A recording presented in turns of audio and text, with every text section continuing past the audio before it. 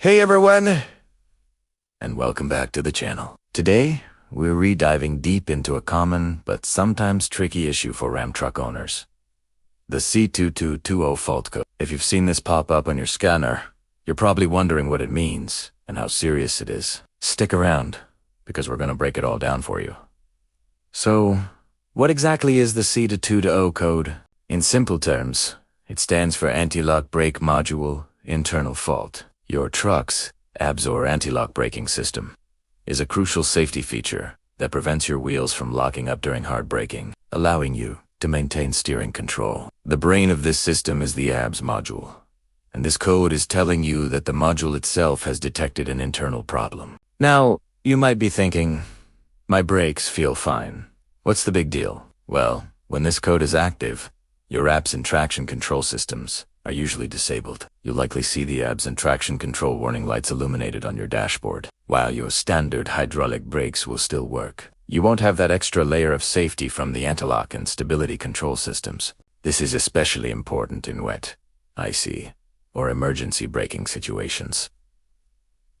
So, what causes this internal fault? Most often, it's an electronic issue within the module itself. This could be due to a variety of factors like voltage spikes, corrosion on the circuit board, a failed solder joint, or just component failure over time. It's essentially the module's way of saying, hey, something's wrong inside me, and I can't trust myself to function correctly. In some rare cases, it could be related to software glitches that might be resolved with a refix, but more often than not, it points to a hardware problem.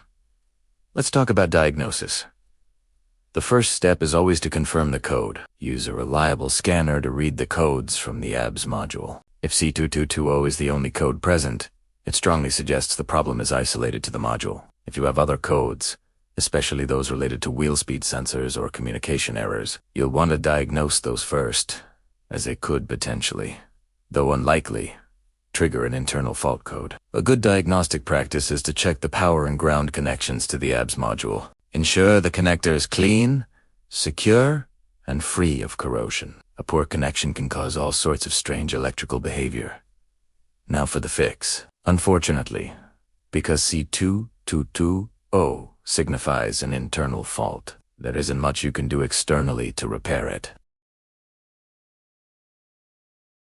When you go this route, you have a few options. You can buy a brand new unit from the dealership, which is the most reliable, but also the most expensive option. After installation, a new module will require programming to your truck's specific VENG configuration. This usually requires dealer-level diagnostic tools. Another option is to find a used module from a salvage yard. This is a cheaper alternative, but it comes with risks.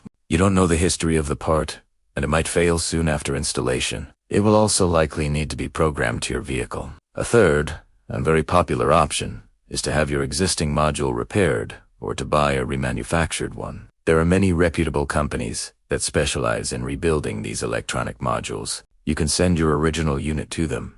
They'll diagnose and repair the internal components, test it, and send it back. The great thing about this is that it's often a plug-and-play solution, since the module is already programmed to your truck, potentially saving you a trip to the dealer for programming. It's a cost-effective and reliable middle ground. Let's do a quick recap.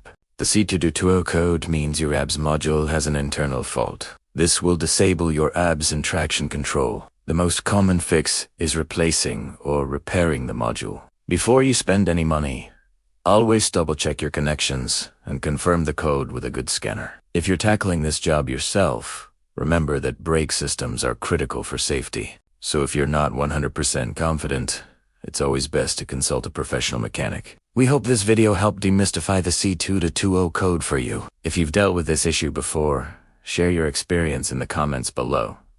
What was your solution? Your story could help someone else out. If you found this information useful, give us a thumbs up, subscribe to the channel, and hit that notification bell so you don't miss our next video. Thanks for watching, and we'll see you in the next one.